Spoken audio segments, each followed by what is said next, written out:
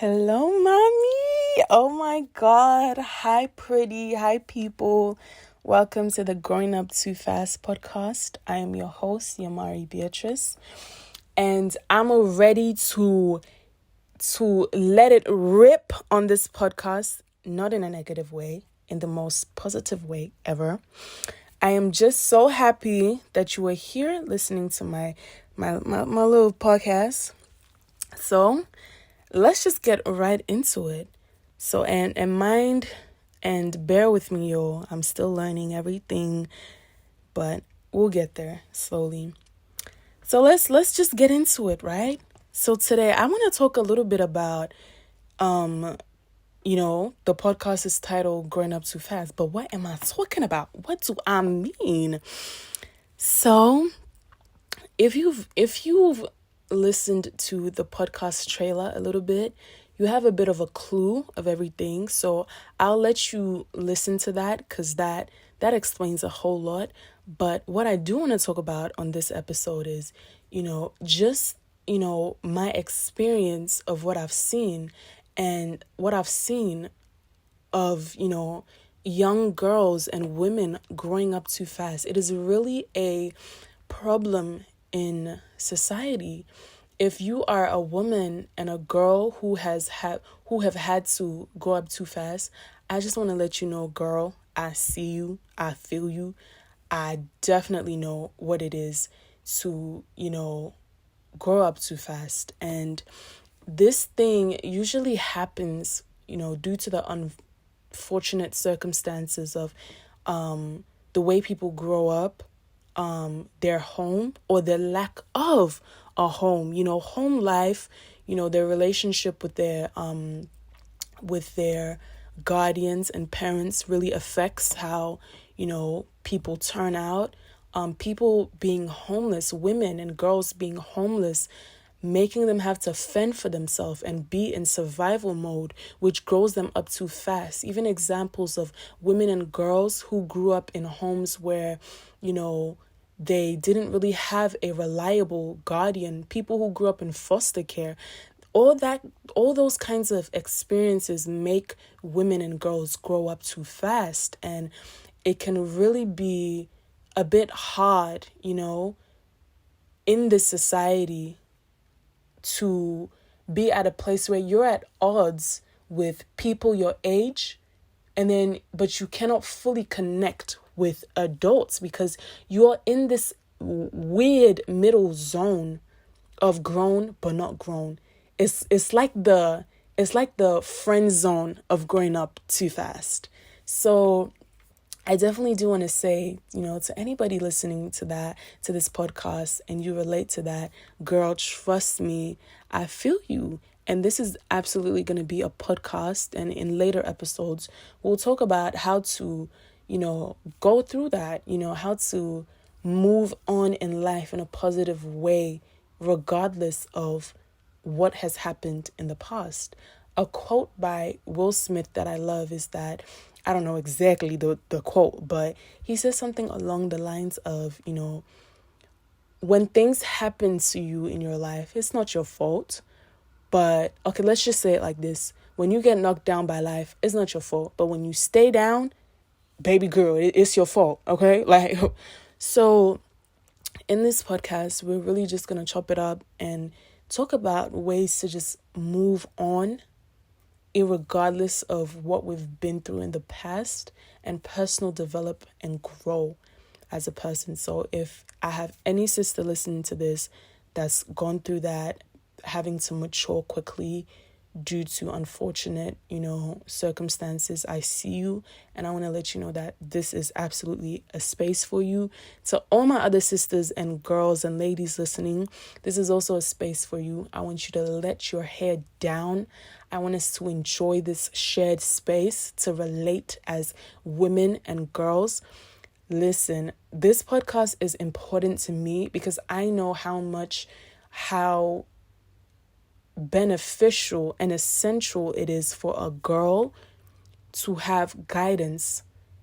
For even women need guidance, but I want to stress younger girls because I'm a younger girl, so I completely understand how important it is to have a voice, to have somebody guiding us, with our bodies, with our, mental health, emotional health, all these things. This is going to be that space. So let's get into it. Now, I want to talk to my girls who feel like they've just, I just been different since growing up and da da da da. Girl, let me talk to you. I feel you. I want to talk to the people who you've just always felt like you're different, and the things that you go through in life have pointed that to you.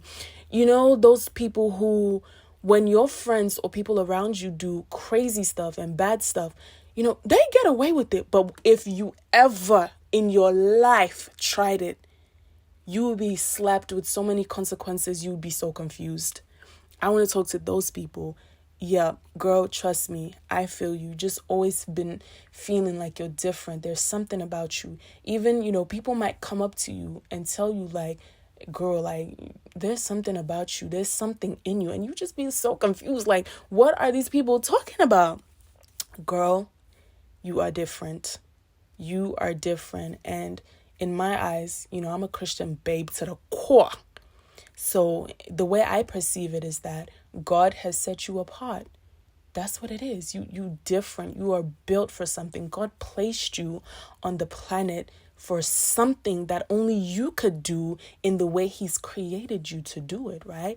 But if you're not religious and you don't believe, in a higher power, look at it as there's a purpose for you, or there's something in you, there's something unique to you that the world needs. And that's what's different about you. I want to read this quote that says, "With greater power comes greater responsibility." Now, with this whole being different thing, sometimes it can be a burden. Ask me how I know. It can be an absolute burden to feel like you just don't fit in. No matter how much you try, there's just that difference in you that always separates you. Even if others don't see it, you feel it. No matter how you try to rub in with the wrong crowd or the people who are not meant for you or whatever. Whenever you just try to stray from the path that you're assigned to be walking on, you just feel that within you that this is not where I'm meant to be. You are different. And that can be a burden. It can be an annoying thing, right? But girl, I want to tell you, back to the quote, with greater power comes greater responsibility. And that's just that thing that's just connected with your assignment in life, with whatever you're supposed to do in life, right? You're not going to get away with doing rubbish when you're meant to do greatness. Do you think that God would let you get away with it? I don't think so. So, step out of that space of viewing the burden or the things that you have to go through as a set apart, a marked person. Stop viewing it as a burden. Get connected and realize that no, actually, this is connected to the power that's on the inside of me. This is connected to my assignment, to what's uniquely connected to me or what's uniquely assigned for me. That's what this is connected to. Don't view it as a burden. If we want to get religious, there's a Bible verse that says God disciplines the ones he loves. So it's all a good thing. And we're positive over here. One quote you're going to keep hearing from me 1,000 million billion times is that good things happen to us. Good things happen to us and for us, right? And if we think that way, okay, I'm going through this, and this, right? Because I'm different. It may be bad, but ultimately we're thinking that this is for my good. And that's what's going to happen exactly how you think it. It's for your good. It's attached to that greatness that's going to require more out of you as opposed to somebody else. And that's not to say that there are great people in the world and there are not great people in the world. That's not what I'm saying. We all have different assignments, different journeys. We all have different impact to bring to the earth. The level of intensity of the impact that you're going to bring to the earth might not be the same to Becky, your best friend. So what is going to be required of you is going to be different to what is required of Becky. Okay? And speaking again to that burden that you feel sometimes by being different, there's a quote that says, "A gem cannot be polished without friction, nor a man perfected without trials." That was such a delicious quote. And wait a minute. Again, I'm a Christian babe to the core, because we're going to go to James 1:2-4. And it says, "Consider it pure joy, my brothers and sisters, whenever you face trials of many kinds, because you know that the testing of your faith produces perseverance. Let perseverance finish its work, so that you may be mature, complete, and not lacking in anything." As somebody who is trying to personal develop constantly, this quote grips me for real. So you're telling me that, okay, I'm going through this, car just broke down, this and that, heartache, but it's all for my good. Bring it, yum, delicious, yup. Where's the bill? Yup. Excuse me? You mean to tell me, okay, I go through this trial, I go through this mountain, I go through but it's all working to make me mature, complete, not lacking anything. Bring it. So you see, being different, don't view it as a burden. It's not a bad thing. Somebody said a quote to me that has stuck with me.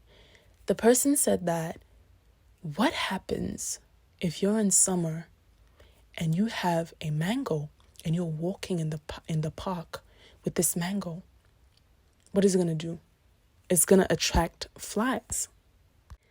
It's going to attract flies. And so it is with people who have greatness on the inside of them. Your greatness is going to attract trials. Your greatness is going to attract counterfeits and fake people and all that. But all those things happen to bring the greatness out of you. Don't view it as a burden. It's okay. It's okay to go through a little something. It's okay to go through a little bit of heartbreak. Now, girl, please, I am not saying go and search for your heartbreak. Please do not go and twist my words. But it's okay to go through a little something, Like sometimes, I couldn't imagine the world of food without spice, without spicy food. Sometimes it's good for life to have a little bit of a kick, So don't feel alone. It's a gift to be different. Now, one thing that I feel like is so common among young people, I acknowledge that people in different stages of life go through this as well, excuse me.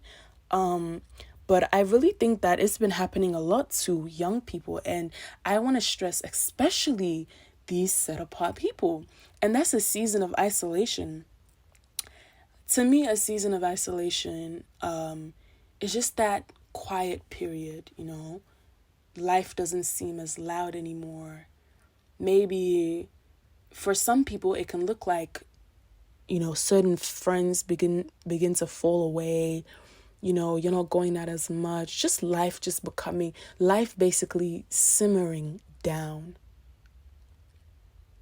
And it can be uncomfortable because a lot of us who are living in the fast life, who are consumed by pop culture, by this event, by that, this, that, it can be very uncomfortable to sit in that, metaphorically speaking, in that silence.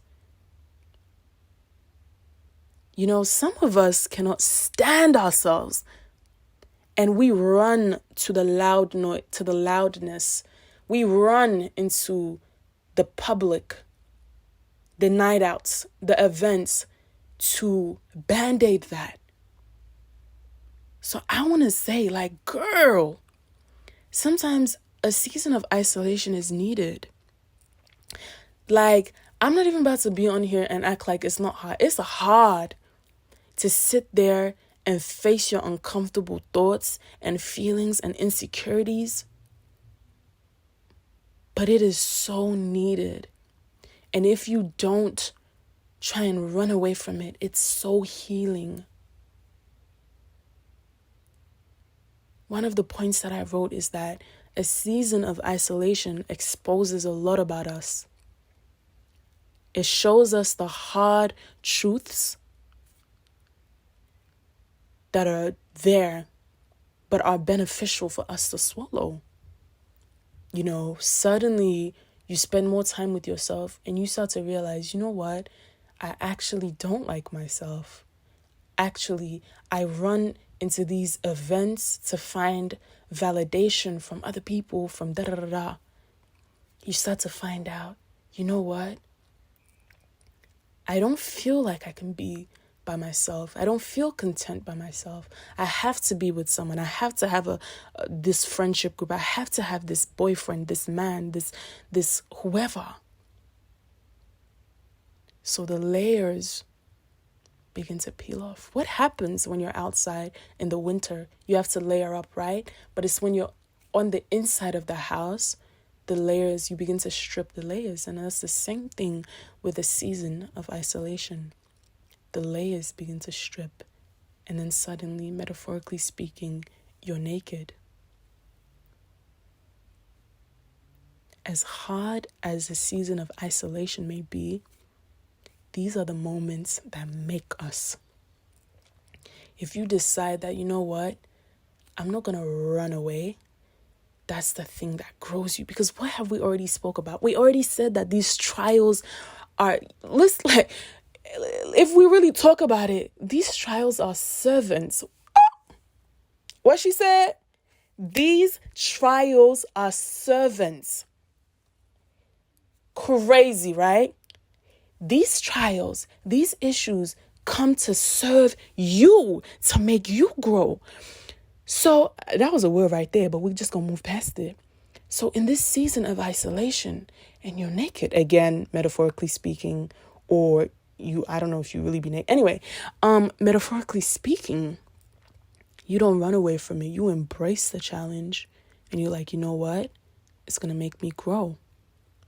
And you face whatever it is you have to face, the insecurities. It brings the best in you. In that season of isolation, I think actually your alone time is the most important, in my opinion. If you are cool, you are good, content, healthy when you're alone, then you are good when you're on the outside and you're with people. But if you are good and great on the outside and on the inside, you hate yourself, you're insecure, you're da-da-da-da, don't feel bad, because this is never what that is. This is never what this is. Don't feel bad. That's actually really common and normal. Trust me, girl. Ask me how I know. That's common. But basically what I'm trying to say here is those alone times are actually the most important times. I'd rather be good and great when I'm alone than be fake good and great on the outside and be shaking in my boots when I'm at home.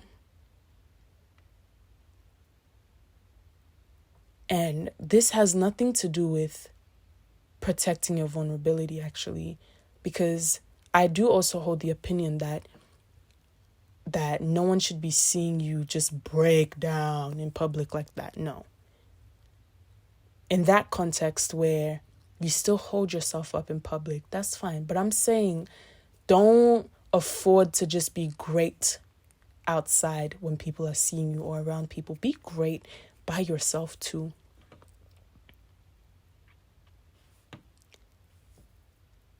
I want to talk about self-love, because in that season of isolation, self-love is the cherry on top, is essential, is so needed when you're left all alone with your thoughts, with your feelings, your fear, your mind, your blah, blah, blah, blah, blah, your everything. Self-love is so key. And I think one of the biggest things that help with self-love is to accept yourself. Accept the way you look, the way you talk, the way your body is looked, the way your body looks like, the way your voice sounds like. Accept yourself. And that's not to say, accept your flaws and your negative things. No, we still need to take accountability and actively work on them. I'm not saying, when I say accept yourself, I'm not saying accept those bad, negative things. I'm saying accept you. The things that God gave you that you can't change, accept them. It really helps because you're not going to hate. It's not going to be an everyday mental battle of self-hate, of the example of how you look, because you've decided, you accept it, and you decide now to think that, what, how I look is beautiful. What's crazy is God had to verify you before you were born. So he saw you, he'd be like, she good. So there's no reason to hate on yourself.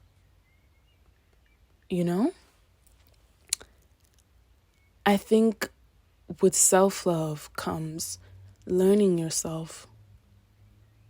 Learn yourself. In any other relationship, we have to learn people, right?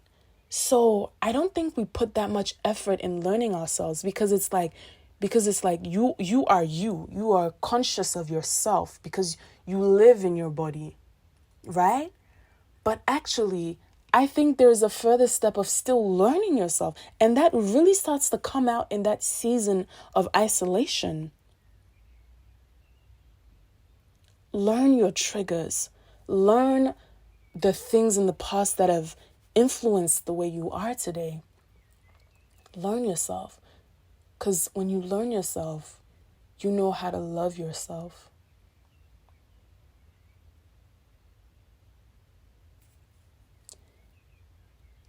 And another thing that really helps, that I find helps self-love, is doing the things that you love.